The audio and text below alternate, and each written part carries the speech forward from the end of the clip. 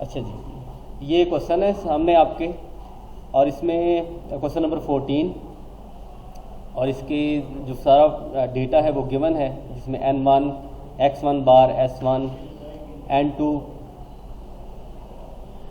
x2 बार s2, तो ये सारा डेटा गिवन है।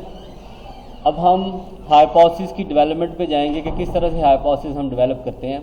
और उसके मैंने जो शुरू के लेक्चर्स हैं आपको मैंने कीवर्ड्स बताए थे कि अगर लेस, बिलो, रिड्यूस इस तरह के कीवर्ड्स हैं तो आप लेस वाला हाइपोथेसिस लगाते हैं, अगर ग्रेटर, इंक्रीज, अबव इस तरह के कीवर्ड्स हैं तो आप ग्रेटर वाला साइन यूज़ करते हैं, और डिफरेंट, अनलाइक अगर ये कीवर्ड्स आते हैं तो आप नॉट इक्वल टू यूज़ करते हैं। तो ये ठीक है, ये वो कीवर्ड्स हैं जो मैंने लास्ट टाइम भी बताए थे, और ये लेक्चर रिकॉर्ड हो रहा है तो आपको ये सारी चीज़ें बाद में पता चल जाएंगी। तो अब इसमें देखते हैं कि क्या हमें कीवर्ड बेसिकली यूज़ यहाँ पे कर रहा है। अब यहाँ पे दो रीजन्स का कंपैरिजन है in term of salaries. Are nursing salaries in Tampa Florida lower than those in Dallas. ठीक है, ये दो रीजन्स हैं जहाँ पे नर्सिंग सैलरीज जो है उनका कंपैरिजन है। वो कह रहा है कि नर्सिंग सैलरीज टाम्पा जो कि रीजन है Florida lower than those in Dallas. तो अब इसमें आप इससे रिलेटेड देखें कि जो डेटा आपके सामने आ रहा है वो टाम्पा रिलेटेड डेटा है n1, x1 एंड s2। ठीक है, तो जब हाइपोथेसिस आप डेवलप करते हैं तो आपको पॉपुलेशन पैरामीटर यूज करना पड़ता है, आपको पॉपुलेशन पैरामीटर यूज करना पड़ता है। तो आपके ख्याल में पॉपुलेशन पैरामीटर क्या होना चाहिए इन केस ऑफ टाम्पा, क्योंकि ये है n1 and x1 bar s1 यानी स्टैंडर्ड डेविएशन ऑफ s1। तो इससे रिलेटेड पॉपुलेशन पैरामीटर आपके पास होना चाहिए μ1। इसको आप नोट करें, ये μ1 पैरामीटर है रिलेटेड टू दिस टाम्पा। और इसी तरह से μ2 जो पैरामीटर है वो रिलेटेड है अच्छा, अब μ1 और μ2 का कंपैरिजन बजरफ μ1 और μ2 का कंपैरिजन है, और यहाँ पे आपको वो बड़ा क्लियरली मेंशन है कि are nursing salaries in Tampa Florida lower than, तो क्या होना चाहिए μ1 लेस देन μ2। तो आप यहाँ से इसको ऐसे लिखेंगे μ1 लेस देन μ2। तो ये आपका एस्टैब्लिश होता है ऑल्टरनेटिव हाइपोथेसिस। और अगर आप इसे ऐसे लिखना चाहते हैं μ1 माइनस μ2 लेस देन 0। ठीक है, ये μ2 शिफ्ट होके इधर आ जाता है तो इधर ये 0 रहता है। तो in any of the form आप इस फॉर्म में भी लिख सकते हैं और इस फॉर्म में भी आप लिख सकते हैं, these both form the same. ठीक है, तो आपका ये ऑल्टरनेटिव हाइपोथेसिस इस्टेब्लिश हो जाता है। और इसका जो रिवर्स होता है, इसका रिवर्स यानी ये μ1 less than μ2 sorry μ1 minus μ2 less than 0, और इसका रिवर्स अगर ये लेस में है तो रिवर्स इसका क्या होना चाहिए, ग्रेटर देन इक्वल टू में आपने लिखना है वो ग्रेटर देन इक्वल टू, यानी इसका लेस का रिवर्स क्या आता है, ग्रेटर देन इक्वल टू। ठीक है, नहीं नहीं, जो ऑल्टरनेटिव हाइपोथेसिस है वो उसमें कभी भी इक्वल टू का साइन नहीं आता।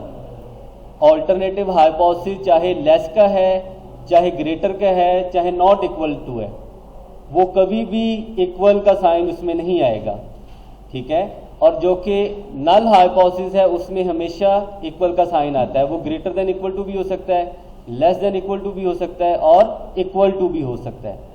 इस तरह नल हाइपोथेसिस में इक्वल टू आ सकता है लेकिन ऑल्टरनेटिव में इक्वल टू का साइन नहीं आएगा। तो इस तरह से ये फर्स्ट स्टेप हमने इसका कर लिया है कि हमने हाइपोथेसिस की एस्टैब्लिशमेंट हमें यहाँ पे कर ली हुई है कि हाइपोथेसिस क्या है। अब this is the first step किसी भी हाइपोथेसिस टेस्टिंग प्रॉब्लम में उसको एस्टैब्लिश करना। इसके बाद जो नेक्स्ट फेज है, नेक्स्ट फेज में आपने टी स्टैट्स को कैलकुलेट करना होता है अकॉर्डिंग टू द डेटा। हमारे पास डेटा गिवन होता है और आप उस डेटा को देख के आपने टी स्टैट्स को कैलकुलेट करना होता है। तो इससे पहले हम डेटा आपके सामने है, तो टी स्टैट का एक फार्मूला है, टी स्टैट को कैलकुलेट करने का एक फार्मूला है, वो भी मैं आपको भी ये शो करवाता हूँ। ये टी स्टैट है आपके सामने, ये इसका फार्मूला है t is equal to x1 bar minus x2 bar minus D naught, और डी नॉट जो है वो 0 होता है अगर वो कंपैरिजन, अगर आपको d गिवन करता है कि वो जो सैलरीज का डिफरेंस है इतने $100 का डिफरेंस है, अगर वो मेंशन करता है कि ये डिफरेंस इतने $100 का है, then D naught value carry करता है, अदरवाइज वो वैल्यू कैरी नहीं करेगा।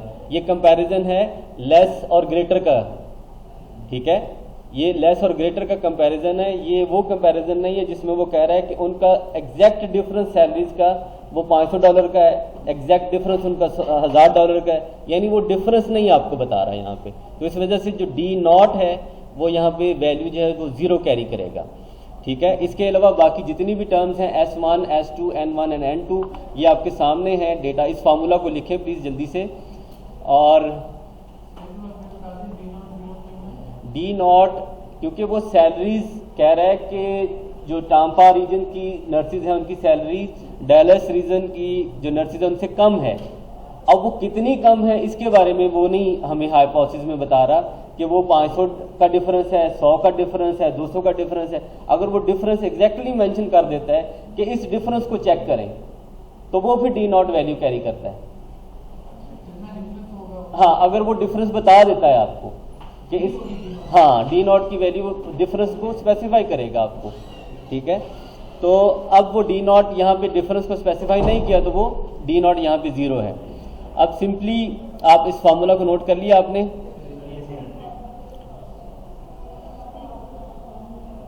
ये टी स्टैट्स को कैलकुलेट करना है, टेस्ट स्टेटिस्टिक भी इसे कहते हैं, और ये मेन एक कैलकुलेशन होती है किसी भी हाइपोथेसिस टेस्टिंग प्रॉब्लम में जहाँ पे आपको S1 और S2 गिवन होता है। अब यहाँ पे S1 और S2 की वजह से ये हम T यूज़ कर रहे हैं। अगर यहाँ पे हमें सिग्मा 1 और सिग्मा 2 गिवन होता तो फिर यहाँ पे हम T नहीं यूज़ कर सकते थे, बल्कि फिर हमें Z यहाँ पे यूज़ करना पड़ना था, ठीक है। ये हम T जी हाँ, उसके लिए सेम रूल है, लेकिन Z आप तब कैलकुलेट करेंगे जब आपके पास सिग्मा 1 और सिग्मा 2 आता है। लेकिन यहाँ पे हमारे पास S1 और S2 है, इस वजह से हम T की तरफ आ रहे हैं। नहीं, सिग्मा 1 और सिग्मा 2 नॉन होंगे जब वो गिवन होंगे। आपको उनकी वैल्यूज अगर प्रोवाइड कर दी जाएगी आपको तो फिर आप Z की तरफ जाएंगे, फिर T की तरफ आएंगे। अननोन से मुराद ये होती है कि फिर हमें S1 और S2 उसका ऑल्टरनेटिव प्रोवाइड कर दिया हुआ उन्होंने जी।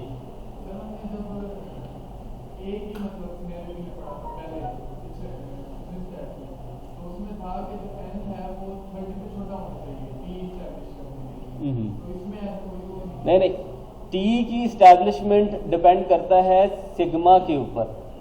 अगर हाँ, ये सिग्मा अगर आपको गिवन होता है, अगर ये सिग्मा जो साइन होता है जिसे हम पॉपुलेशन स्टैंडर्ड एविएशन कहते हैं, अगर ये आ जाए पॉपुलेशन स्टैंडर्ड एविएशन तो देन आप Z स्कोर की तरफ जाते हैं। अगर आपके पास S यानी सैंपल स्टैंडर्ड एविएशन हो तो देन आप T टेबल या T स्टैट की तरफ जाते हैं, ठीक है। ये मेन डिफरेंस है सिग्मा और S, ठीक है ना, ये डिफरेंस है। बाकी वो सैंपल साइज वो बेसिकली नॉर्मल डिस्ट्रीब्यूशन की तरफ अप्रोच करते हैं जब आपका सैंपल साइज जो है वो ग्रेटर देन 30 आ जाए तो। अच्छा, अब आपके पास जो वैल्यूज़ हैं हम उनको यहाँ पे यूज़ करते हैं। अब इसका जो दूसरा स्टेप है ये स्टेप 2। अब इसमें T स्टैट, इसका फार्मूला आपके पास गिवन है, डी नॉट और square root S1 square N1 S2 square N2। अब इसमें वो वैल्यूज़ हमने इनपुट करनी है और आपको पता ही है ये वैल्यूज़ आपके पास ये गिवन है।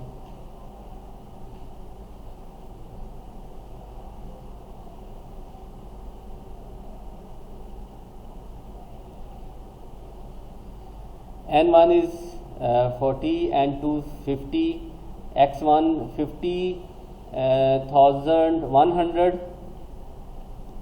56,100, 56,100 minus 59,400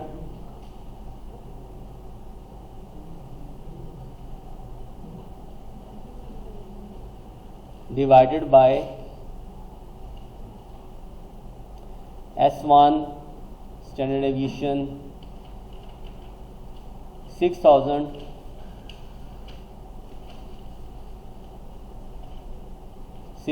square. N1 is 40 plus S2 square again 7,000 square divided by N2 50। अब इसको आपने सॉल्व करना है ज़रा जल्दी से।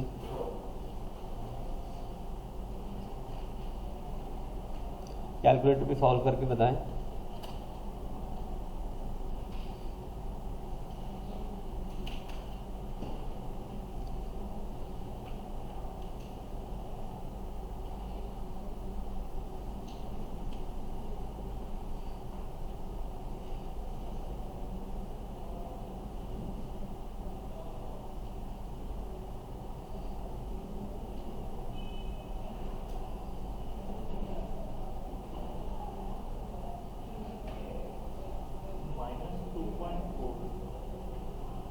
-2.40।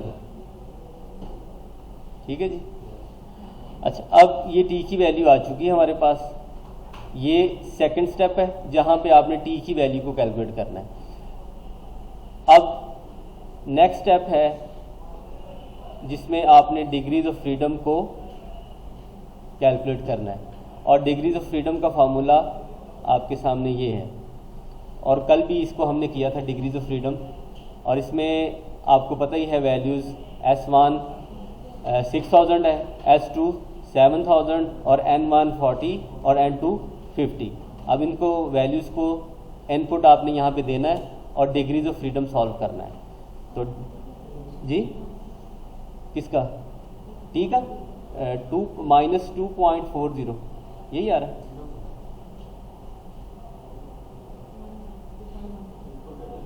-2.40 या 41 कोई मसला नहीं है। डेसिमल में कोई अगर फ़र्क आ जाए तो इतना मसला नहीं है इसमें। S1 square N1, S2 square N2 whole square N1 minus 1 S1 square over N1 whole square plus N2 minus 1 S2 square N1 whole square. ये फार्मूला है। अब इसमें वैल्यूज़ आपने इनपुट देनी है 6000 square over N1 which is 50 plus 7000 square over N2, sorry ये 40 है, N1 40 है और ये 50 इसका होल स्क्वायर डिवाइडेड बाय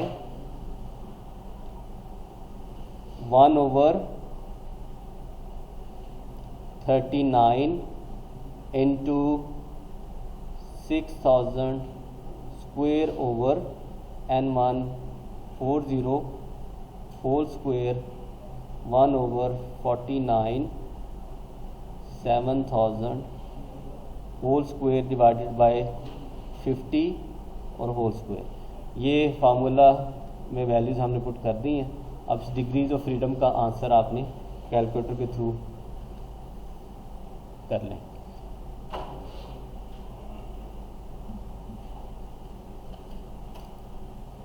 और फार्मूला हमारा यही है, सही है।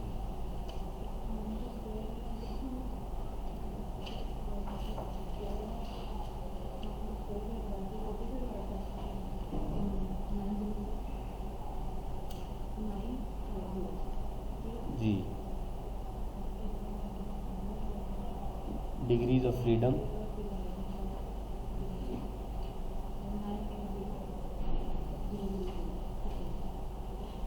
फाइंड आउट की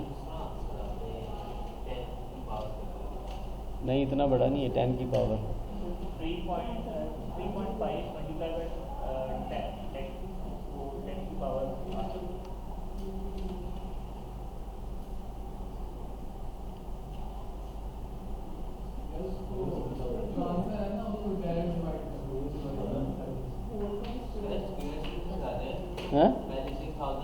अभी करते हैं।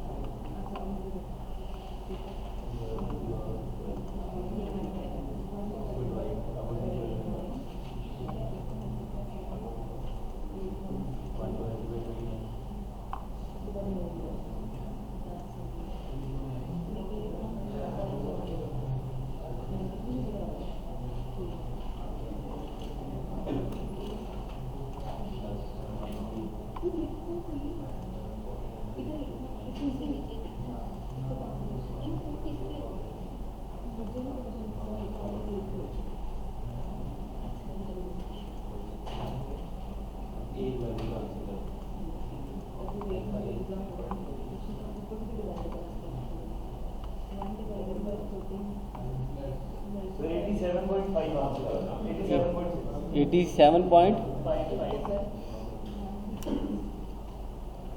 ये सही लग रहा है, 87.6 87.3 ठीक है। ये डिग्रीज ऑफ फ्रीडम आपके पास ये आंसर आ गया। अब आपने सिंपली ये जो स्टेप है, ये स्टेप 3 आप इसे कह लें, डिग्रीज ऑफ फ्रीडम। स्टेप 1 में हाइपोथेसिस, स्टेप 2 में टी वैल्यू को कैलकुलेट करना, स्टेप 3 में डिग्रीज ऑफ फ्रीडम, और स्टेप 4 में आपने इस टेबल को देखना है, टी टेबल। जी जी, ये मिलेगा फार्मूला आपको। हाँ, स्टेप 4 में आपने टी टेबल देखना है, ठीक है। और टी टेबल ये इधर आपके सामने मैंने ऑलरेडी ओपन किया हुआ है।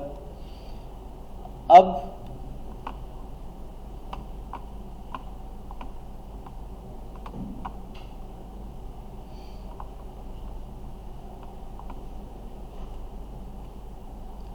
डिग्रीज ऑफ फ्रीडम आपका अराउंड 80 के करीब आ रहा है, ठीक है। इसमें आपने नियरेस्ट वैल्यू पिक करनी होती है, ठीक है।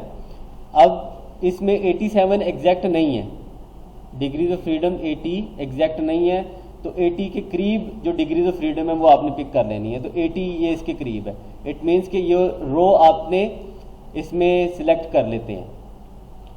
अब जो आपकी इंफॉर्मेशन इस रो में आपने देखना है कि मेरी टी वैल्यू कहाँ पे लाई करती है। जिस डिग्रीज ऑफ फ्रीडम जो आपने आइडेंटिफाई की है, अब वो रो आपकी अंडर कंसिडरेशन है कि उसमें आपने देखना है कि जो टी आपने ऑलरेडी कैलकुलेट किया है वो कहाँ पे लाई करता है। उसमें नेगेटिव पॉजिटिव साइन नहीं आपने देखना, सिर्फ आपने उसका देखना है कि वो वैल्यू कहाँ पे लाई करती है, वो माइनस की है या प्लस की है, डजेंट मैटर।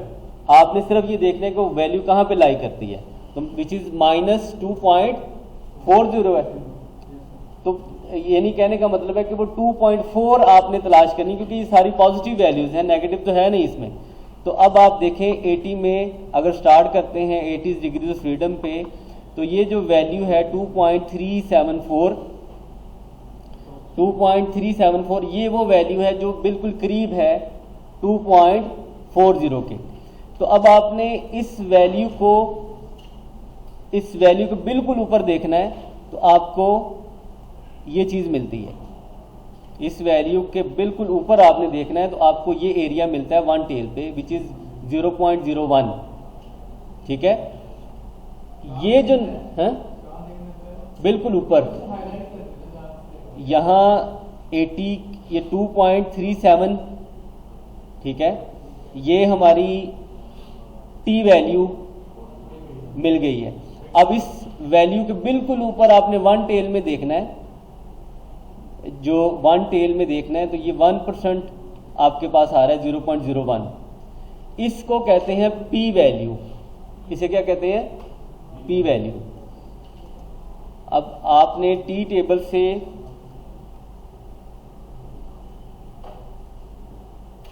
के थ्रू आपने पी वैल्यू को फाइंड आउट किया और वो है 0.01। ठीक है, बात समझ आएगी कि ये 0.01 कैसे आया। वन टेल में ही देखना है, 2 में जाना ही नहीं, 1 में जाना है। दोबारा सुन लें, आपने स्टेप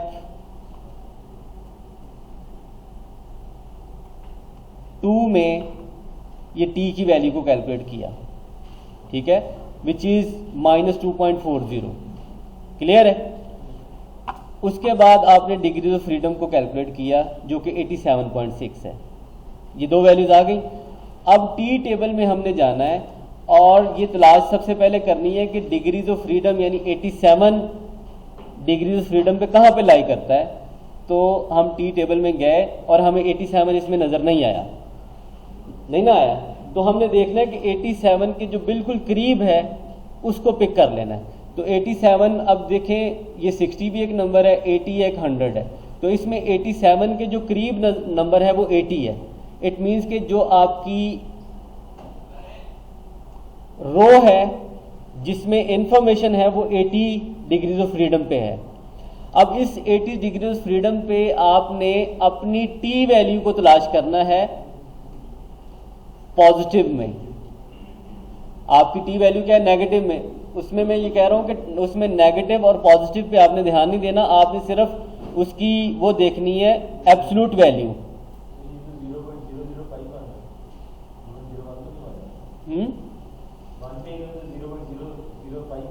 नहीं, ये देखें ना 2.374 है, नहीं तो वो 2.4 से आगे चला जाता है नहीं ज़्यादा।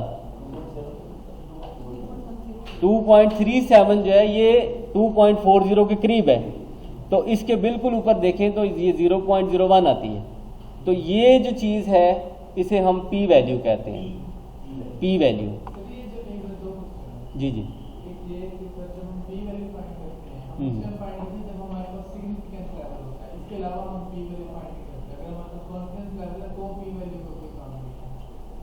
जी जी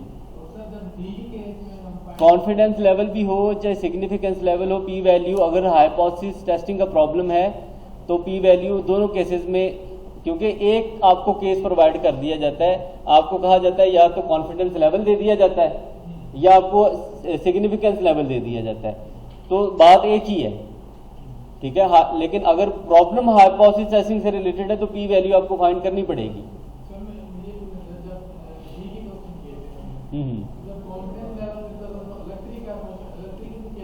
नहीं नहीं, सेम मेथड है।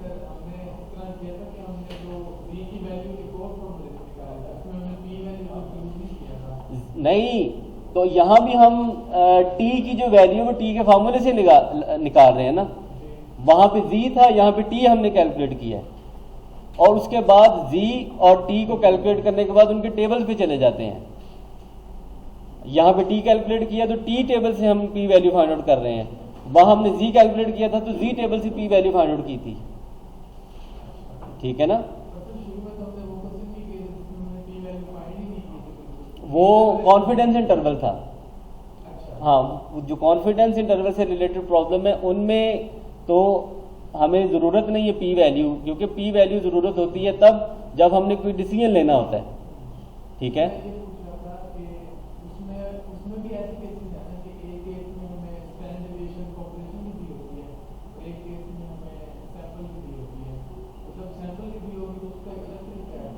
अगर सैंपल स्टैंडर्ड डेविएशन होगा तो फिर टी टेबल की तरफ मूव करेंगे, अगर पॉपुलेशन स्टैंडर्ड डेविएशन है तो फिर जी स्कोर की तरफ मूव करेंगे। ये एक क्लियर, हाँ ये अलग है। क्लियर डिस्टिंक्शन जो है ना वो पॉपुलेशन स्टैंडर्ड डेविएशन और सैंपल स्टैंडर्ड डेविएशन है।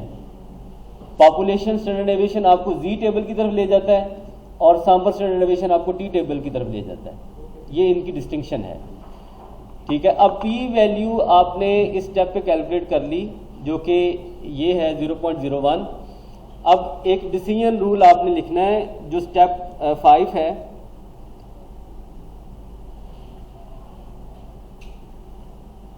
अब स्टेप 5 में आपने लिखना है if P value less than equal to alpha then reject H0। ठीक है। अगर आपका जो हाइपोथेसिस है वो सिंगल डायरेक्शन में जाता है, अगर आपका हाइपोथेसिस एक डायरेक्शन में है, यानी अगर लेस में है या ग्रेटर में है, ऑल्टरनेटिव हाइपोथेसिस है उसके 3 डायरेक्शंस होती हैं, ग्रेटर, लेस और not equal to. Alternative hypothesis greater में हो सकता है, लेस में हो सकता है, नॉट इक्वल टू में हो सकता है। ठीक है। 3 इसकी डायरेक्शन पॉसिबली हो सकती हैं। अगर इन 2 डायरेक्शन में आपका हाइपोथेसिस है ग्रेटर में या लेस में, तो आप यहां पे अल्फा लिखेंगे, P value less than equal to alpha, then reject H naught. ठीक है। लेकिन अगर आपका hypothesis alternative not equal to में आता है तो आपने यहां फिर अल्फा बाई 2 लिख देना है, पी वैल्यू वही less than equal to alpha by 2। अगर आपका नॉट इक्वल टू में आता है हाइपोथेसिस तो इस चीज़ का ख्याल रखना है, क्योंकि अभी हमारा हाइपोथेसिस है वो इसमें है, लेस में आए या ग्रेटर में आए तो आप अल्फा ही यहाँ पे रखेंगे, अल्फा बाई 2 नहीं करेंगे। अल्फा बाई 2 उस वक्त करेंगे जब आपका alternative hypothesis not equal to वाला आए। ठीक है। इस चीज़ को याद रखना है बस आपने। ये हमने शुरू में इस्टेब्लिश करके आए हैं ना, ये देखें, ये शुरू में हम इस्टेब्लिश करके आए μ1 माइनस μ2 लेस देन 0। तो ये लेस में है, तो ये मैं बता रहा हूँ कि ये ग्रेटर में भी होते हैं बाज़ दफ़ा नॉट इक्वल टू में भी होता है। जब नॉट इक्वल टू वाला केस आएगा तो फिर आपने पी वैल्यू का कंपैरिजन अल्फा बाई 2 के साथ करना है, फिर अल्फा से नहीं करना। ठीक है। हाँ, ये गिवन होगा, अल्फा गिवन होता है, और अल्फा मैं अभी आपको दिखा देता हूँ कहाँ पे ये गिवन है। ये इसमें अल्फा 5% गिवन है, ये आपके सामने। ठीक है। अल्फा 5% गिवन है। अब हम इसका कंपैरिजन करने जा रहे हैं और पी वैल्यू आपकी 0.01% है, अल्फा 0.05 है। तो क्या ये ट्रू है या फॉल्स है? ट्रू है। जब ये ट्रू हो जाए देन हम कह देते हैं वी कैन रिजेक्ट H0। हम एच नॉट को रिजेक्ट कर सकते हैं। एच नॉट को रिजेक्ट करना ये है, एच नॉट को रिजेक्ट करने का मीनिंग ये है कि आप इस चीज़ को रिजेक्ट कर रहे हैं, μ1 minus μ2 greater than equal to 0 के जो टाम्पा की जो नर्सिस की सैलरीज हैं वो डायलस की जो नर्सिस की सैलरी है उनसे ज़्यादा हैं, इस चीज़ को वो रिजेक्ट करने जा रहे हैं, इस चीज़ को वो एक्सेप्ट कर रहे हैं कि उनकी सैलरीज कम हैं, ज़्यादा नहीं है। ठीक है, सर आपने बताया कि अल्फाबेट उसे तब कंपेयर करना है जब null hypothesis alternative not equal to का केस में आएगा। अगर ऑल्टरनेटिव नॉट इक्वल टू है और हमारी पी वैल्यू 0.05 आ जाती है तो तब वो तो फिर अल्फा की इक्वल नहीं होगी। नहीं, अल्फा बाय 2 आ जाएगा ना, तो अल्फा बाय 2 करेंगे तो वो 2.025 आ जाएगा, तो फिर भी रिजेक्ट करेंगे। सर ये जो स्टेप 5 है इसमें ये फिक्स्ड है कि ये P value less than equal to alpha जो है हाँ, ग्रेटर देन इक्वल नहीं, ग्रेटर का कोई केस नहीं है। ठीक है, तो इस केस में आप इसको रिजेक्ट करते हैं, ये इसका कंक्लूजन है। ठीक है, कि हम एच नोट को रिजेक्ट कर रहे हैं। अब इसके फॉर एग्जांपल अगर आप डिफरेंट पॉइंट्स को देखते हैं तो हमने ऑलमोस्ट सबको डिस्कस कर लिया है और मैं आपको वन बाय वन बता भी रहा हूँ कि आपने फॉर्मुलेशन ऑफ हाइपोथेसिस कर लिया, जो फर्स्ट पॉइंट है इसका, जो फर्स्ट स्टेप हमने किया वो फॉर्मुलेशन ऑफ हाइपोथेसिस वो हमने कर लिया। What is the value of T stats वो भी हमने कर लिया, विच वाज -2.40। उसके बाद कह रहा है what is the P value which is 0.01 वो भी हमने कर लिया। व्हाट इज योर कंक्लूजन, हम एच नॉट को रिजेक्ट कर चुके हैं, ये हमारा कंक्लूजन है। तो हमने इसके सारे पार्ट्स को डिस्कस कर लिया हुआ है। तो अगर आपका कोई क्वेश्चन है, कोई चीज़ पूछना चाहते हैं, जो मैंने 5 स्टेप्स बताए हैं, अगर कोई भी आपका कोई सवाल है उसमें आप पूछना चाहते हैं तो मुझे आप पूछ सकते हैं। नॉट इक्वल टू के केस में आपने बताया कि अल्फा बाय 2 करते हैं जी, तो अगर हम पी की वैल्यू को 2 से मल्टीप्लाई करते हैं और इधर अल्फा रहता है तो फिर भी कर सकते, बात तो सेम ही है ना। अल्फा बाय 2 करेंगे तो पी इधर मल्टीप्लाई जो होगा, इज द सेम थिंग।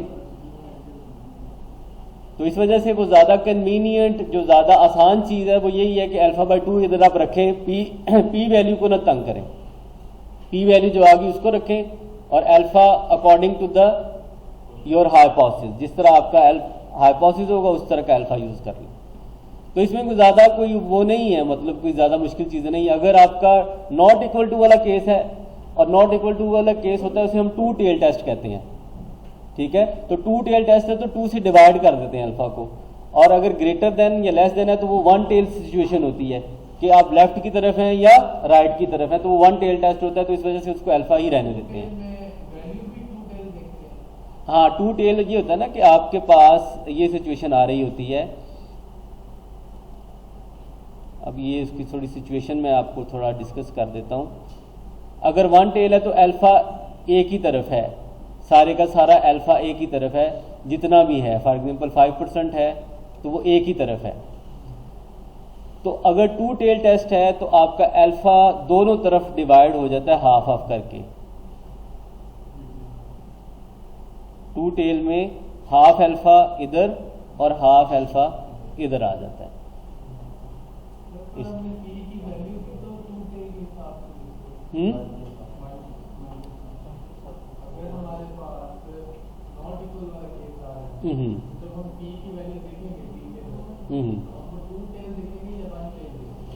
वो 2 टेल अगर पी की वैल्यू आप देखेंगे, अब उसमें क्या होता है, आपने कंपैरिजन तो उसका अल्फा बाय 2 से ही करना है। ठीक है, अब प्रॉब्लम ये है कि आपने वो कंपैरिजन राइट साइड पे करना है या लेफ्ट साइड पे करना है। समझ आ रही कि नहीं, कि आप कंपैरिजन तो अल्फा बाय 2 से ही कर सकते हैं ना, और वो या तो राइट साइड पे हो सकता है या लेफ्ट साइड पे हो सकता है। It's depend upon your value, जो टी की वैल्यू आ रही है।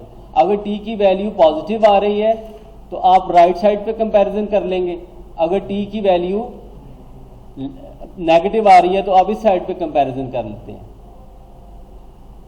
लेकिन वो जो पूछना चाह रहा हूँ ये कि 2 टेल पे वैल्यू देखेंगे हम कि 1 टेल पे वैल्यू देखेंगे। जब नॉट इक्वल टू वाला सिचुएशन आ गई तो हमने जब पी की वैल्यू निकालनी है तो तब भी हम 1 टेल में ही देखेंगे, लेकिन वो अल्फा बाय 2 करके देखेंगे। जो भी अल्फा होगा उसको 2 से डिवाइड करके कंपैरिजन। हाँ जी, 1, हाँ हाँ जी, अल्फा बाय 2 से कंपेयर कर लो, ठीक है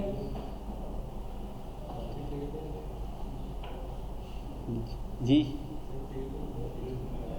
ये असल में जो इसमें टेल का एलिमेंट होता है ना, किसी भी डिस्ट्रीब्यूशन, ये बेसिकली प्रोबेबिलिटी डिस्ट्रीब्यूशन होती हैं और टेल वैल्यूज जो होती हैं वो कैरी करती हैं एक्सट्रीम वैल्यूज। ये बहुत इंपॉर्टेंट होती हैं, ये बहुत इंपॉर्टेंट होती हैं। अगर फॉर एग्जांपल आप किसी पोर्टफोलियो में इन्वेस्ट करते हैं, आपके पास डिफरेंट एसेट्स हैं, तो उनमें क्या होता है कि उनकी प्रोबेबिलिटी डिस्ट्रीब्यूशन बनती हैं और प्रोबेबिलिटी डिस्ट्रीब्यूशन में एक्सट्रीम वैल्यूज हैं वो अपर टेल और लोअर टेल में आती हैं। यानी extreme lower values lower side पे आएंगी, एक्सट्रीम अपर वैल्यूज इस साइड पे आएंगी। तो ये काफ़ी इंपॉर्टेंट चीज़ें होती हैं,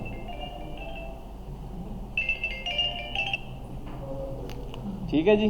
तो ये मैं इसको जो ये एग्जांपल की है इसको मैं अभी रिज्यूम कर रहा हूँ ताकि एक नई एग्जांपल पे बाद